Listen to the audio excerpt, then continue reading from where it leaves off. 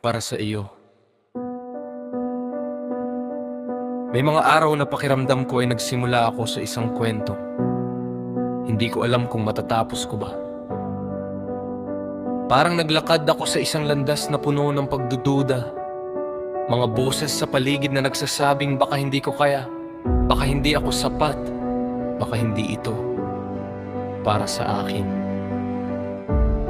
At aminado ako, may mga sandali ring naniwala ako sa mga iyon. Hindi ako ang pinakamagaling. Hindi rin ako ang pinakamatalino o pinakamalakas. Marami akong pagkukulang, maraming pagkakamali at maraming bagay sa buhay ko na parang mga basurang ayaw mawala. Pero natutunan ko ring pulutin ang mga iyon.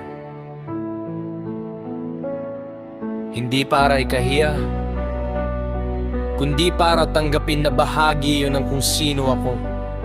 Kahit saan ako mapunta, dala ko ang mga aral mula sa bawat pagkakamali, bawat sakuna, at bawat pagkakataong muntik na akong sumuko.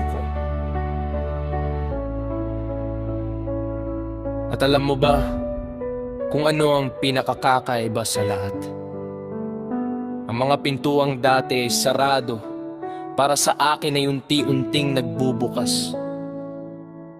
Ang mga pangarap na akala ko ay malabo ay nagiging malinaw. Ang mga daan na dati ay puno ng takot ay nagiging landas ng lakas. Hindi ko manininda ang lahat ng sakunang dumaan sa buhay ko. Alam kong hinubog nila ako para makarating sa kung nasaan ako ngayon. At sa puntong ito ng buhay ko, hindi ko na kailangang patunayan ang sarili ko sa kahit kanino. Hindi na bala ang kailangan para iangat ang bandera ko.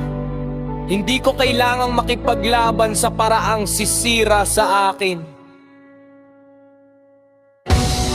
Ang tanging nais ko na lang ay ipakita kung sino talaga ako. Isang taong natutong tumayo kahit paulit-ulit na nadapa. At sa bawat takbang na ginagawa ko ngayon, pakiramdam ko ay iwawagayway ko ang sarili kong watawat. Isang simbolo ng lahat ng pinagdaanan ko. Salamat sa Diyos sa lakas na ibinigay niya sa akin.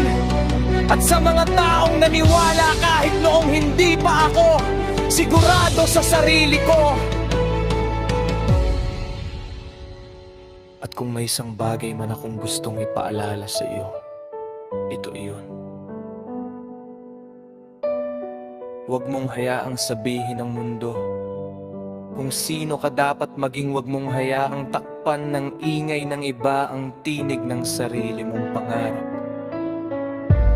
Dahil kahit gaano karaming sakuna ang dumaan sa buhay natin, kung patuloy tayong lalaban, darating din ang araw na masasabi nating nandito na ako sa wakas.